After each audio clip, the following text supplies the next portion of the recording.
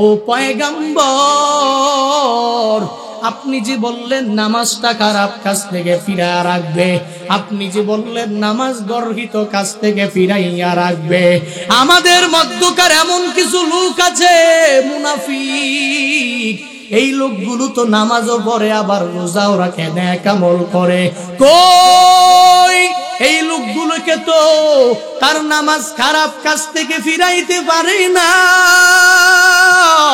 ও পয়গম্বর, তাহলে কি আল্লাহর এই আয়াত কেমন জানি হয়ে গেল না?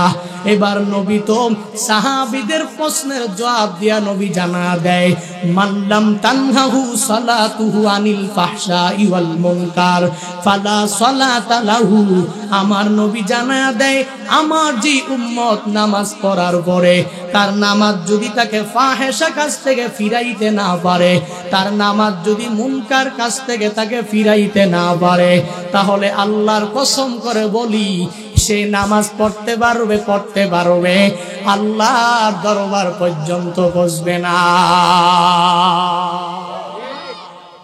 কারণটা কি? বলে বান্দার এই নামাজ কেন আল্লাহর কাছে পৌঁছবে না? এই বান্দাকে কেন নামাজটা ফাহেশা কাজ থেকে ফিরাইতে পারে না?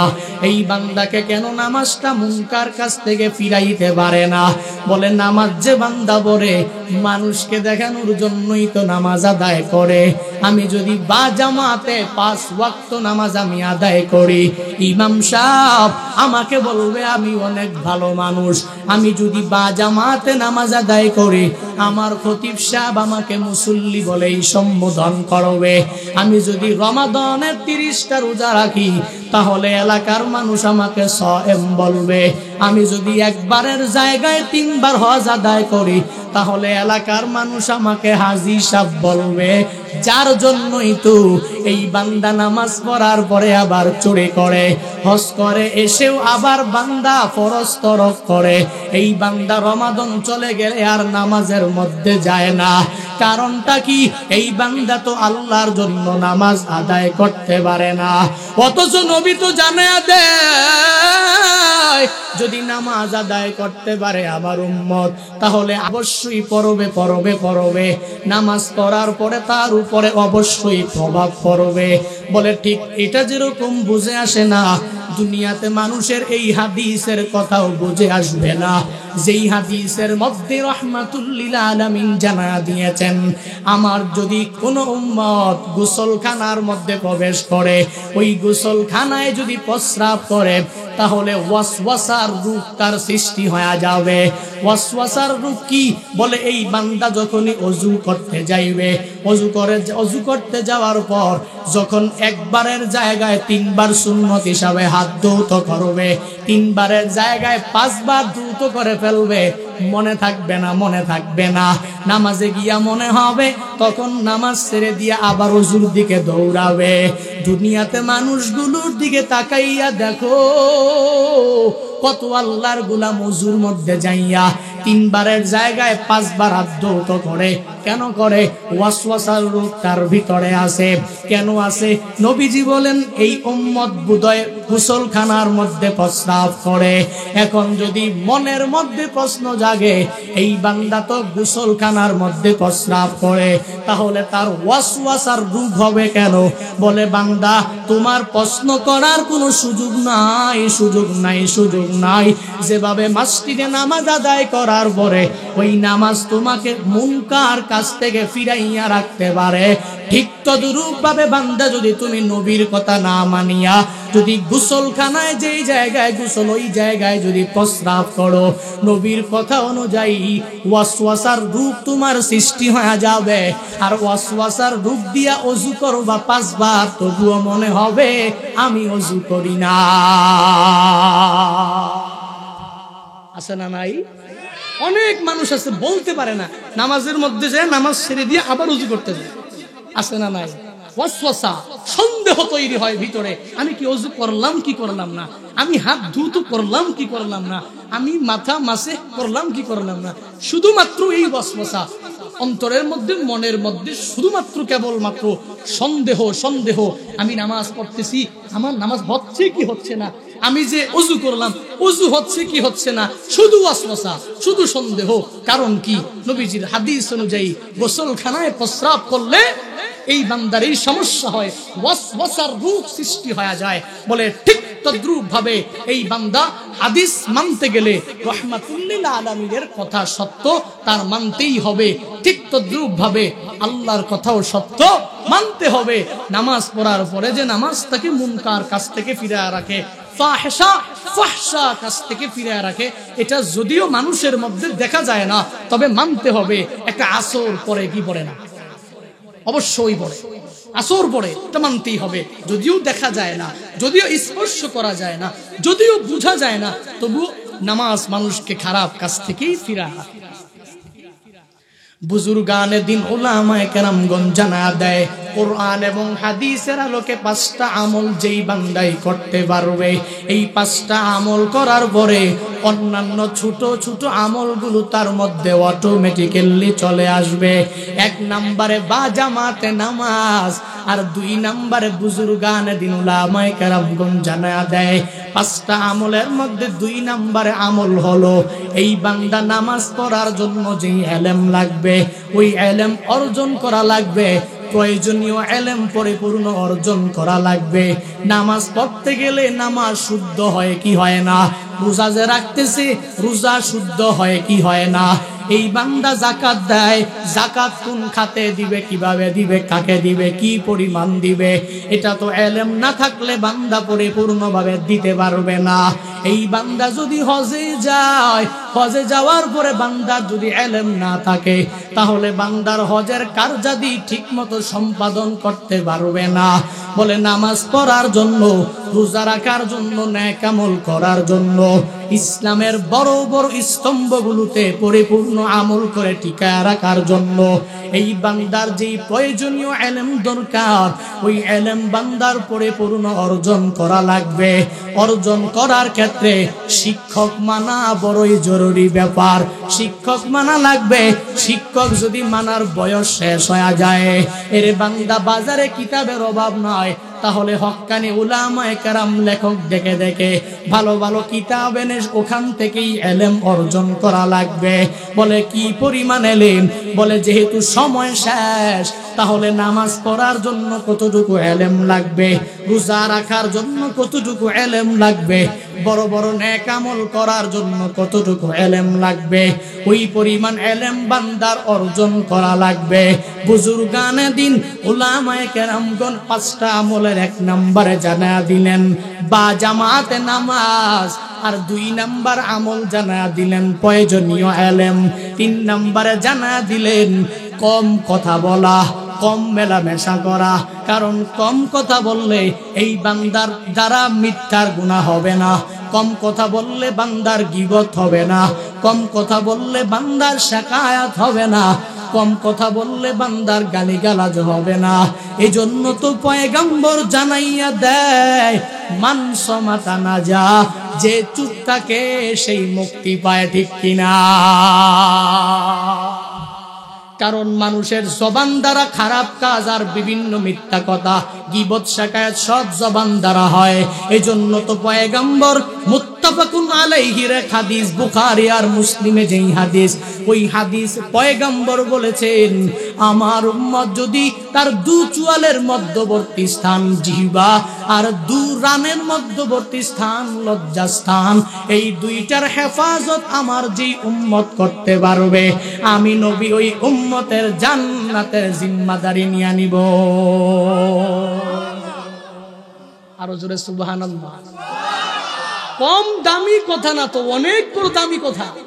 নবীজি জান্নাতের জিম্মাদারি নিয়ে নিবে যদি কোন উম্মত তার 2 চুয়ালের মধ্যবর্তী স্থান জিহ্বা, 2 রানের মধ্যবর্তী স্থান লজ্জাস্থান, এই 2টার যে উম্মত পরিপূর্ণ হেফাজত করতে পারবে, নবী তার জান্নাতের জিম্মাদারি নিয়ে নিবে। নবী বলেন, আজমানু লাহুল জান্নাহ, আমি আমার ওই উম্মতের জন্য জান্নাতের জিম্মাদারি নিয়ে নিব।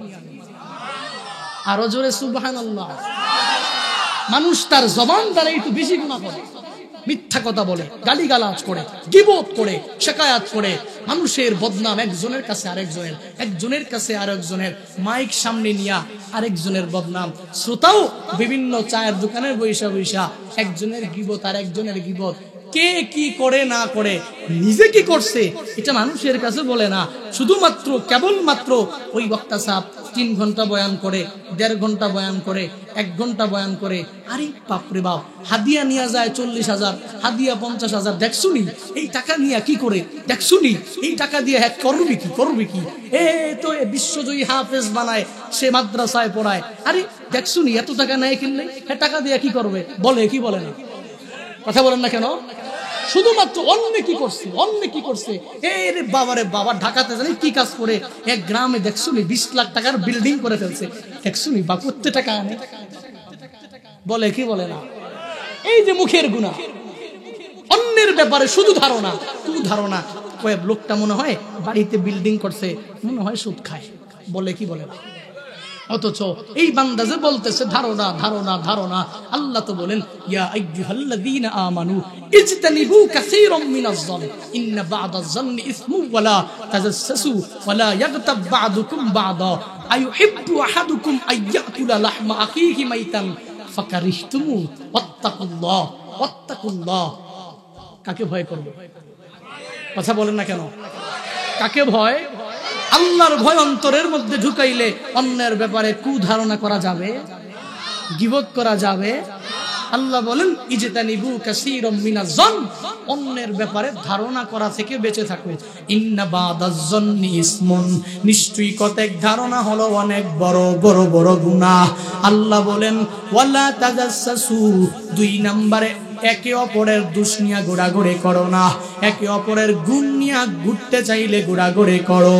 ওয়ালা ইয়াগতাব বা'দুকুম বা'দা, একে অপরের পরস্পরের গীবত করো না। আল্লাহ প্রশ্ন করেন আইয়ুহিব্বু আহাদুকুম আইয়াকুলা লাহমা আখিহি মাইতান ফাকারিহতুমু, তোমাদের মধ্যকার কেউ কি তার মৃত ভাইয়ের গোশত খাইতে পছন্দ করবে? এরে বান্দা, না না, আমাদের মধ্যকার কেউ তার মৃত ভাইয়ের গোশত খাইতে পছন্দ করবে না। আল্লাহ নিজেই প্রশ্ন করেন, আল্লাহ নিজেই আয়াতের মধ্যে জবাব দেয় আইয়ুহিব্বু আহাদুকুম আইয়াকুলা লাহমা আখিহি মাইতান ফাকারিহতুমু। আল্লাহ বলেন বস্তুত তোমরা তো অপছন্দ করো, তোমরা তো তোমাদের মৃত ভাইয়ের গোশত খাইতে পছন্দ করবে না, করবা না, অথচ গীবতের ব্যাপারে গুনাহের ব্যাপারে জানো। পরিণতি হলো মৃত ভাইয়ের গোশতটাই ভক্ষণ করা। বাহ্যিক দৃষ্টিতে কোনো বান্দাই তার মৃত ভাইয়ের গোশত খাইতে পছন্দ করবে না, অথচ বান্দা যে ঘুরে ঘুরে ঘুরে ঘুরে গীবত করে, সে জানে না গীবত করা মানেই হলো মৃত ভাইয়ের গোশত ভক্ষণ করা। কি বোঝানো উদ্দেশ্য? বলে শিক্ষা নেওয়া লাগবে, কম কম কথা বলা লাগবে, কম কথা বললে গীবত কম হবে, কম কথা বললে শিকায়াত কম হবে, কম কথা বললে গালিগালাজ কম হবে, কম কথা বললে অন্যের ব্যাপারে কুধারণা কম হবে। তবে বলতে হবে প্রয়োজনীয় কথা, যেই কথা বললেও ফায়দা, বললেও ফায়দা। ওই প্রয়োজনীয় কথা ছাড়া নিষ্প্রয়োজনীয় কোনো কথা বলা যাবে না, যাবে না। 3 জায়গায় 3 ভাবে প্রয়োজনীয় কথা বলা যায়। 1 নাম্বার প্রয়োজনীয় কথা হলো যেই কথা বললে সওয়াব, ওইটাই হলো প্রয়োজনীয় কথা। দুনিয়াতে বান্দারা সুবহানাল্লাহ বললে সওয়াব, আলহামদুলিল্লাহ বললে সওয়াব, আল্লাহু আকবার বললে সওয়াব। এখন যদি বলে হুজুর বলেছে যে পরিপূর্ণ চুপ থাকবে সে নাজাত পেয়ে যাবে, আমি সুবহানাল্লাহ বলবো না, আলহামদুলিল্লাহ বলবো না, আমি নামাজে গেলে নামাজে সূরা ফাতিহাও পড়বো না, আমি ওয়াজ মাহফিলে গেলে কোনো কিছুই বলবো না, চুপ করে বসে থাকবো। এরে বান্দা, না না না, যেই কথা বললে সওয়াব ওইটা হলো প্রয়োজনীয় কথা, ওইটা বেশি বেশি বেশি বেশি বেশি বেশি বলা লাগবে। 2 নাম্বার বলে প্রয়োজনীয় কথা 3 ভাবে বলা যায়। 1 নাম্বার প্রয়োজনীয় কথা যা বললে সওয়াব, 2 নাম্বার যা না বললে গুনাহ, ওইটাও হলো প্রয়োজনীয় কথা। তোমার চোখের সামনে এক বান্দা জিনার মধ্যে লিপ্ত হচ্ছে, তুমি যদি তাকে বাধা না দাও তাহলে বান্দা তোমার প্রয়োজনীয় কথা না বলার কারণে গুনাহ হয়ে যাবে। তুমি পরিপূর্ণ মুমিনে কামেল নিজেকে দাবি করতে পারবা না। এইটাও প্রয়োজনীয় কথা। সওয়াবের নিয়তে যেই বান্দাই কথা বলবে ওটা প্রয়োজন, যেই বান্দা আরেকজনকে গুনাহ থেকে বিরত রাখার জন্য যেই কথা বলবে ওই কথাটাও এই বান্দার জন্য পরিপূর্ণ প্রয়োজন। 3 নাম্বার, দুনিয়ার কাছে ফায়দা হবে, দুনিয়ার এমন কাজে উপকার হবে, ওই উপকার নিজেকে পরিপূর্ণ উপকারে সাধন করার জন্য এই বান্দা দুনিয়াতে যেই কথা বলবে ওইটাই হবে তার প্রয়োজনীয় কথা। ব্যবসায়ী ব্যবসা করে এখন যদি বলে আমি যদি চুপ থাকি তাহলে আমার নাজাত হয়ে যাবে, আমার মুক্তি হয়ে যাবে, দুনিয়াতে আমি অনেক টাকাওয়ালা হয়ে যেতে পারবো। এরে বান্দা, না না না, ওই কাজের মধ্যে প্রয়োজনীয় কথা এটা বলাই লাগবে। ব্যবসায়ী কাজে বলো, যেই যেই লাইনে কাজ করলে তোমার দুনিয়ার ফায়দা হবে ওই লাইনে তুমি কাজ করো, ওই লাইনে বেশি বেশি কথা বলো, প্রয়োজনীয় কথা। তবে নিষ্প্রয়োজনীয় কথা বলা যাবে না, যাবে না। বুজুর্গানে দিন উলামায়ে কেরাম বেছে বেছে 5টা আমল আনলেন। এর মধ্যে 1 নাম্বার আমল হলো বা জামাতে নামাজ, 2 নাম্বার আমল হলো নামাজ রোজা নেক আমল করার জন্য যেই প্রয়োজনীয় ইলম লাগবে ওই ইলম, আর 3 নাম্বার হলো কম কথা বলা, কম মেলামেশা করা। এই 3টা কাজ। 4 নাম্বার হলো মুহাসাবা আর মুরাকাবা। এটা কি বলে? এটা হলো আমি যে নামাজ আদায় করি, আমার নামাজ আল্লাহর দরবার পর্যন্ত পৌঁছে কি পৌঁছে না? আমি যে রোজা রাখলাম আমার রোজা আল্লাহর দরবার পর্যন্ত পৌঁছলো কি পৌঁছলো না? আমি যে তাহাজ্জুদ করলাম আমার তাহাজ্জুদ আল্লাহর দরবার পর্যন্ত পৌঁছলো কি পৌঁছলো না? আমি যেই নেক আমল করি, দান সদকা করি, আল্লাহর দরবার পর্যন্ত পৌঁছলো কি পৌঁছলো না? এই মুরাকাবা আর এই মুহাসাবা অন্তরের মধ্যে নিয়া চলা লাগবে। আল্লাহর বিচারের কাঠগড়ায় আমি হিসাব দিতে পারবো কি পারবো না, এই চিন্তা মাথায় ঢোকানো লাগবে। আমি তো নামাজ পড়লাম না, আমি রোজা রাখলাম না, আমি নেক আমল করলাম না, আমি দান সদকা করতে পারলাম না, আল্লাহর বিচারের কাঠগড়ায় হিসাব দিয়ে কি আমি আল্লাহর জান্নাতে যেতে পারবো কি পারবো না? এই মুহাসাবার ভয় অন্তরের মধ্যে ঢুকাইয়া বান্দাটা পরিপূর্ণই চলা লাগবে। 5 নাম্বার বুজুর্গানে দিন উলামায়ে কেরামগণ পরিপূর্ণ জানা দেয়। 5 নাম্বার আমল হলো তাওবা আর ইস্তিগফার। জিন্দেগিতে এই বান্দা বা জামাতে নামাজ অনেক ছুটে গিয়েছে, কথাও বেশি বলেছে, এই বান্দা উপকারী প্রয়োজনীয় ইলম অর্জন করতে পারে নাই। এই বান্দা আল্লাহর বিচারের কাঠগড়ায় কি হিসাব দিবে, ওই হিসাব দিতে পারবে কি পারবে না ওই চিন্তাও ঢুকাইতে পারে নাই। জিন্দেগিতে এমন কোনো গুনাহ নাই এই বান্দা করে নাই। বলে বুজুর্গানে দিন বলে তুমি ভেঙ্গে যেও না, কারণ আমার আল্লাহ তাআলার দরওয়াজা সর্বাবস্থায় বান্দা তোমার জন্য খোলা। তুমি যদি আমার মালিকের দরবারে এসে যদি তাওবা করতে পারো আর পিছনের গুনাহের জন্য যদি আল্লাহর কাছে ক্ষমা চাইতে পারো, আর যদি আল্লাহকে বলতে পারো হে মালিক আমি আমার জিন্দেগিতে সামনে আর কোনো গুনাহের কাজ করব না, এর বান্দা তখনই তো আল্লাহ তাওবা কবুল করে নিয়া, আল্লাহ ইস্তিগফার কবুল করে নিয়া আল্লাহ তোমার জন্য কেমন রহমান হয়ে যাবে জানো, আল্লাহ তোমার জন্য কেমন দয়ালু হয়ে যাবে জানো। আল্লাহ তো আয়াতের মধ্যে জানা দিয়েছেন ইল্লা মান তাবা ওয়া আমানা ওয়া আমিলা আমালান সালিহা ফাউলাইকা ইউবাদদিলুল্লাহু সাইয়্যাতিহিম হাসানাত ওয়া কানাল্লাহু গফুরুর রহিমা। আল্লাহ বলেন রে বান্দা দুনিয়াতে গুনাহ করেছো, ওই গুনাহের দিকে না তাকাইয়া ইল্লা মান তাবা, আল্লাহ বলেন যেই ব্যক্তিটাই তাওবা করতে পারবে, আমার যেই বান্দা 2 নম্বরে পুনরায় ও আমানা পুনরায় যদি ঈমান আনতে পারে, ওয়া আমিলা আমালান সালিহা, 3 নম্বরে যদি আবার আগে আমল করতো না, এখন যদি নামাজ ছেড়ে না দিয়া নামাজে ঢুকে যায়, আগে রোজা রাখতো না, এই বান্দা তাওবা করে ঈমান আনে যদি আবার রোজা রাখতে পারে, এই বান্দা আগে কোনো নেক আমল করতো না, যদি তাওবা করে ঈমান আনে যদি আবার নেক আমল করতে পারে, আল্লাহ বলেন রে গুনাহ, যদি তুই 1 নম্বরে তাওবা, 2 নম্বরে পুনরায় ঈমান, 3 নম্বরে যদি আমলে সালেহ ঠিক মতন করতে পারো, তাহলে আমি আল্লাহ তোর জন্য কেমন দয়ালু হবি জানো জানো জানো। 1 নম্বরে তো আমি আল্লাহ জিন্দেগীর গুনাহগুলো তো মাফ করবই করব, আবার যেই গুনাহগুলো আমি আল্লাহ তোর গুনাহগুলোকে সওয়াব দিয়া বদল করে দিব। আল্লাহ বলেন আমি আল্লাহর পরিচয়টা নিয়ে নাও, ওয়া কানাল্লাহু গফুরুর রহিমা, আমি আল্লাহর মতো গফুর কেউ নাই, আমি আল্লাহর মতো দয়ালু কেউ নাই, কেউ নাই, কেউ নাই। এজন্য তো বুজুর্গানে দিন বড় বড় আকাবির উলামায়ে কেরামরা এই 5টা আমলকে সুন্দরভাবে নিয়ে আসলেন বান্দার জন্য। এই বান্দা যদি বা জামাতে নামাজ আদায় করতে পারে, আর যদি প্রয়োজনীয় ইলম পরিপূর্ণভাবে অর্জন করতে পারে, 3 নাম্বার এই বান্দা যদি কম কথা বলে বলে বলে চলাফেরা করতে পারে, 4 নাম্বার মুহাসাবা আর মুরাকাবা মনের মধ্যে নিয়া নিয়া চলতে পারে, আর 5 নাম্বারে যদি তাওবা আর ইস্তিগফার করতে পারে, তাহলে অন্যান্য আমলগুলো অটোমেটিক বান্দার কাছে চলে আসবে, এমনিতেই চলে আসবে। কারণ যখন বান্দা তো নামাজ আদায় করবে, কম কথা বলবে, হিসাবের ভয় থাকবে, তাওবা করার পরিপূর্ণ নিয়ত অন্তরের মধ্যে থাকবে, তখন এই বান্দা কশিনকালেও সগীরা গুনাহ করতে পারবে। কথা বলেন না কেন? কাবিরা গুনাহ করতে পারবে? পারবে না। কারণটা কি?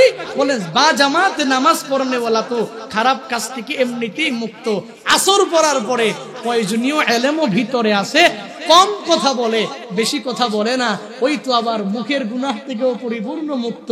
4 নম্বরে তো মুহাসাবা, পরিপূর্ণ আল্লাহর কাছে কি হিসাব দিব সামনাসামনি, ওই ভয় অন্তরের মধ্যে নিয়ে চলে, তাহলে তো গুনাহও করতে পারে না। তাওবা আর ইস্তিগফার যখন বান্দা করে, ওই বান্দার যদিও আগে অনেক কিছু গুনাহ করে ফেলেছে, তাওবা ইস্তিগফার করার পরে আল্লাহ তো জিন্দেগীর গুনাহ এমনিতেই মাফ করে দেয়। আরো জোরে সুবহানাল্লাহ। এজন্য পরিপূর্ণভাবে আল্লাহর ভয় অন্তরের মধ্যে ঢুকায়া এই 5টা আমল করতে পারবো তো ইনশাআল্লাহ? পারবো না ইনশাআল্লাহ? আমরা 1 নম্বরে বা জামাতে নামাজগুলো আদায় করার চেষ্টা করব। যারা ইতিপূর্বে পারি নাই, নিয়ত করব সামনে থেকে যেন ছুটে না যায়। দ্বিতীয়ত আমরা কথা খুব কম বলবো, পারবো তো ইনশাআল্লাহ? কথা খুব কম বলবো, নিষ্প্রয়োজনীয় কথা যেগুলো আছে, মিথ্যা কথা বলা, এগুলো করা যাবে না। আমরা মুনাফিক হওয়ার আগেই শর্ত হিসাবে যেই আলামতগুলো আছে এগুলো রাখা যাবে না। যেমন মিথ্যা বলা, ওয়াদা করে ওয়াদা খেলাফ করা, আমানতের খিয়ানত করা, কোথায় কোথায় গালিগালাজ করা, এগুলো করা যাবে না, এগুলো বাদ দেওয়া লাগবে। 5টা আমল করলে অন্যান্য আমলগুলো অটোমেটিক্যালি চলে আসবে। 3 নাম্বার হলো কম কথা বলা, আর কি কম মেলামেশা করা, কম মিশা। 4 নাম্বার মুহাসাবা আর মুরাকাবা। 5 নাম্বার তাওবা আর ইস্তিগফার বেশি বেশি বেশি বেশি করা। কারণ তাওবা আর ইস্তিগফারের ব্যাপারে তো নবী নিজেই জানায়া দেয়, ইয়া আইয়ুহান নাস তুবু ইলাল্লাহ ফাইন্নী আতুবু ইলাইহি ফি কুল্লি ইয়াউমিন 100 মাররা। নবীজি বলে দিয়েছেন, আমার উম্মতের দল, আল্লাহর কাছে তাওবা করো, আল্লাহর কাছে তাওবা করো। কেন করবা? ফাইন্নী আতুবু ইলাইহি ফি কুল্লি ইয়াউমিন 100 মাররা। নবীজি বলেন, আমি আল্লাহর কাছে স্বয়ং নবী মাসুম হওয়ার পরেও আল্লাহর কাছে তাওবা করি 100 বার। কয়শো বার? 100 বার? 100 বার। অঙ্কটা উদ্দেশ্য করা উদ্দেশ্য না, অঙ্কটা মানুষের কাছে জানায়া দেওয়া উদ্দেশ্য না, বরং মুহাদ্দিসিনে কেরাম বলেন, কেন নবীজি বললেন আমি আল্লাহর কাছে তাওবা করি, আবার কেন উম্মতদেরকে জানায়া গেলেন? বলে 1 নম্বরে আল্লাহর কাছে চিরকৃতজ্ঞতা। আল্লাহ যে আমাকে মাসুম বানিয়েছেন, আল্লাহ যে আমাকে পরিপূর্ণ বেগুনাহ বানিয়েছেন, এজন্য আল্লাহর কাছে কৃতজ্ঞতা। 2 নম্বরে বলেন মুহাদ্দিসিনে কেরাম যে আল্লাহর কাছে তাওবা করার নবীর উদ্দেশ্য হলো উম্মতদেরকে শিক্ষা দেওয়া। এরে উম্মত, আমার আগে পিছে সব গুনাহ মাফ হওয়ার পরেও আমি আল্লাহর কাছে 100 বার তাওবা করি, অথচ আমার আপনার গুনাহের কোনো কমতি নাই, শুধু গুনাহ গুনাহ গুনাহ, এদিকে তাকাইলো গুনাহ, বাম দিকে তাকাইলো গুনাহ, শুধু গুনাহ আর গুনাহ। অথচ আমি তো আজকে, আপনি তো আজকে 100 বার দূরের কথা 2 বারও তো তাওবা করতে পারি, ঠিক কিনা? আর যখন আমি তাওবা করতে পারি নাই, ইস্তেগফার করতে পারি নাই, আল্লাহর ভয় তো অন্তরে না থাকলেই বান্দা তাওবা করে না, আল্লাহর ভয় অন্তরে না থাকলেই তো ইস্তেগফার করে না, কবরের ভয় থাকে না, বরং আল্লাহর ভয় যেই বান্দার অন্তরের মধ্যে থাকে ওই বান্দাই তো এই 5 আমলের সাথে সর্বাবস্থায় লেগেই থাকে, ঠিক কিনা? এজন্য অন্তরের মধ্যে ভয় থাকবে কার? আরো জোরে বলেন। দুনিয়ার মানুষকে ভয় করা যাবে? দুনিয়ার কোন নেতাকে, ইমাম সাহেবকে, মাদ্রাসার মুহাদ্দিসকে? কথা বলেন না কেন? ভয় থাকবে একজনের, তার নাম আরো জোরে পড়েন। আল্লাহ যেরকম রহমান, আল্লাহ ঠিক একই রকম ভাবেই হলো কহার। এজন্য আল্লাহর ওই কহারিয়াতের সাউন্ড থেকে বেঁচে থাকার জন্য যতদিন দুনিয়ায় থাকবো, আল্লাহকে ভয় করে করে ইসলামকে সমুন্নত করে রাখার জন্য সর্বাবস্থায় লিল্লাহে তাকবীরের স্লোগান দিয়ে যেতে পারবো তো ইনশাআল্লাহ। একবার করে তাকবীর পড়বো, লিল্লাহে তাকবীর। আল্লাহু আকবার, বাড়ি যায় করেন লিল্লাহে তাকবীর, লিল্লাহে তাকবীর, লিল্লাহে তাকবীর। এক তাকবীরের সাউন্ড সারা বিশ্বে এখন তুলবা, ঠিক কিনা?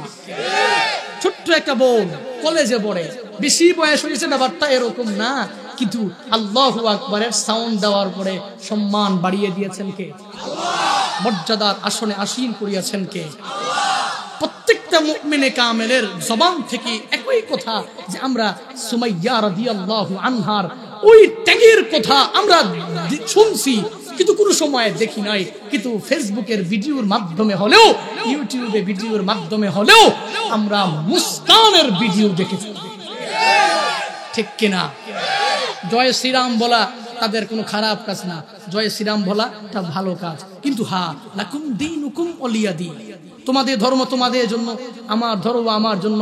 নবীজি এই কথাই কাফের মুশরিক বেঈমানদেরকে বোঝাতে চেয়েছিলেন, লা ইকরাহা ফিদ্দীন, আমার ধর্মের মধ্যে কোনো জোর জবরদস্তি নাই, তোমার আসতেই হবে, তুমি হিন্দু থেকে পরিপূর্ণ মুসলমান হতেই হবে, খ্রিস্টান থেকে মুসলমান হতেই হবে, না, কোনো জোর জবরদস্তি নাই, তুমি যেটা পালন করো তোমার, আমি যেটা পালন করি আমার, কিন্তু তুমি আয়েশা আমার ফরজ বিধান, আমার হিজাবের বিরুদ্ধে কথা বলবা, তখন তো আমি আল্লাহু আকবারের সাউন্ড দিতে দ্বিধা করব না, ঠিক কিনা? এজন্য হিজাব ফরজ বিধান তারা উলঙ্গপনা হয়ে ঘুরতে ভালোবাসে, কিন্তু মুসলমান মুমিনে কামেলরা মা বোনদেরকে সাফটিয়ান নিরাপত্তা দেওয়ার জন্য এদেরকে উলঙ্গপনা হয়ে জাহিলি যুগের মহিলাদের মতো বাহিরে বের করতে চায় না। মুসলমানদের উদ্দেশ্য হলো প্রত্যেকটা মুমিনা নারী হোক আর কাফের মুশরিক বেঈমানদের যেই নারী হোক, হিজাব পরার মাধ্যমে বের হলেই এদেশ থেকে ধর্ষণ যারা করে ওই ধর্ষণ থেকে প্রত্যেকটা মেয়ে মুক্তি পাবে, ঠিক কিনা? এজন্য তো বলি হিজাব, পর্দা এটা নারীদের জন্য বিশাল এক হক, বিশাল অধিকার, ঠিক কিনা? কেননা ওয়াকরনা ফি বুয়ুতিকুন্না ওয়ালা তাবাররাজনা তাবাররুজাল জাহিলিয়াতিল উলা ওয়া আকিমনাস সালাহ ওয়া আতিনাজ যাকাত ওয়া আতিনাল্লাহা ওয়া রাসূলা। আল্লাহ তো জানায়া দিয়েছেন ঘরে অবস্থান করো, জাহিলি যুগের মহিলাদের মতো সাজসজ্জা হয়ে বের হয়ো না।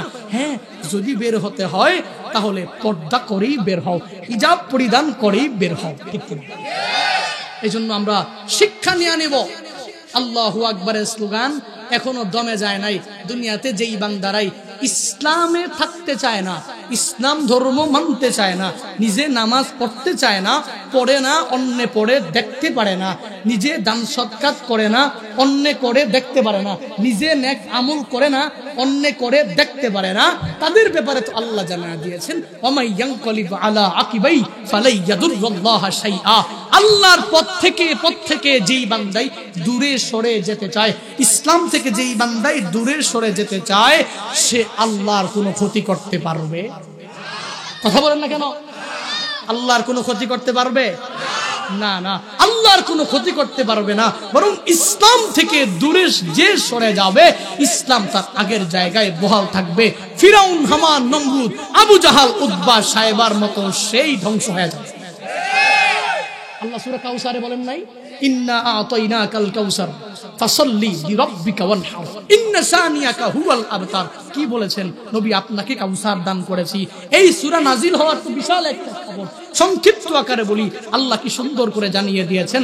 নবী, আবু জাহাল, উতবা, সাইবা, মুগিরা সবাই মিলে আপনাকে আবতার বলে, আপনাকে নিঃসন্তান বলে। নবী, মন ঘাবড়ানোর প্রয়োজন নাই, আপনাকে বিশাল দৌলত কাউসার ওয়ালা বানায়া দিলাম। ফাসাল্লি লিরাব্বিক, আপনার প্রতিপালকের জন্যই নামাজ আদায় করেন। ওয়ানহার, ওয়ানহার লিরাব্বিক, আপনার প্রতিপালকের জন্যই আপনি কুরবানি করেন। আর শুনেন, ইন্না শানিয়াকা হুয়াল আবতার, আপনাকে যারা নিঃসন্তান বলে, আপনাকে যারা আবতার বলে, ওই দুশমনরাই একদিন আবতার হয়ে যাবে। হয় নাই? আল্লাহর কথা পরিপূর্ণভাবে হয় নাই? আবু জাহাল, উতবা, সাইবা নাম নেওয়ার মতো কেউ আছে? কথা বলেন না কেন? ফেরাউন, হামানের নাম নেওয়ার মতো কেউ আছে? নাই। যেই নেয় সেফ ফলায় নেয়, ঠিক কিনা? ওই যে কয়েকদিন একজন ব্যক্তি ইসলামটাকে নিয়ে কত কিছু করতে চাইলো, হুজুর নিয়ে কত কিছু করতে চাইলো, টুপি নিয়ে কত কিছুই করতে চাইলো, কিন্তু আল্লাহ এমন জায়গায় নিয়ে পালাইছে, বলে আল্লাহর কোনো ক্ষতি হয় নাই, ইসলামের কোনো ক্ষতি হয় নাই, বড় বড় স্পিকার বা বড় বড় নেতাদের কারো কোনো ক্ষতি হয় নাই, সেই ধুলায় মিশিয়ে দিয়েছে। এজন্য ইসলামটা ইসলামের জায়গায় বহাল থাকে। ইয়ানকালিব আলা আকিবাই ফালাই ইয়াদুরুল্লাহ শাইআ, আল্লাহর কোনো কোশ্চিন কালো কোনো ক্ষতি হবে না। আমি নামাজ পড়লে উপকার কার? আমি রোজা রাখলে উপকার কার? আমি নেক আমল করলে উপকার কার? আমি দান সদকাত করলে উপকার কার? আমার উপকার, আমার উপকার। এজন্য উপকার যেহেতু আমার, করব আমি, আমার ফায়দা হবে, আমি আমার নেক আমল করার মাধ্যমে জান্নাতি হব। আল্লাহর কোনো ফায়দা নাই, আল্লাহর কোনো উপকার নাই, ফেরেশতাদের কোনো ফায়দা নাই, কোনো উপকার নাই, আম্বিয়া আলাইহিমুস সালাতু ওয়াস সালামদের কোনো উপকার নাই, কোনো ফায়দা নাই, যে করবে তারই উপকার। এই চিন্তা চেতনা অন্তরের মধ্যে ঢুকায়া চলাফেরা করার মতো তৌফিক আল্লাহ তাআলা আমাদের প্রত্যেককে দান করুন। সকলে পড়ি আমিন। আরো জোরে পড়ি, আরো জোরে মন থেকে সবাই একবার করে পড়ি আল্লাহুম্মা আমিন। যেহেতু সঙ্গীত একটাও গাই নাই, অনেক যুবকরা বলবে যে হুজুরের সঙ্গীত কত গায়, আজকে একটাও গায় নাই। এই জন্য মদিনার নামে একটা সঙ্গীত গেয়ে শেষ করব। কে কে মদিনায় যেতে চান, দু হাত তুলে মালিককে দেখা।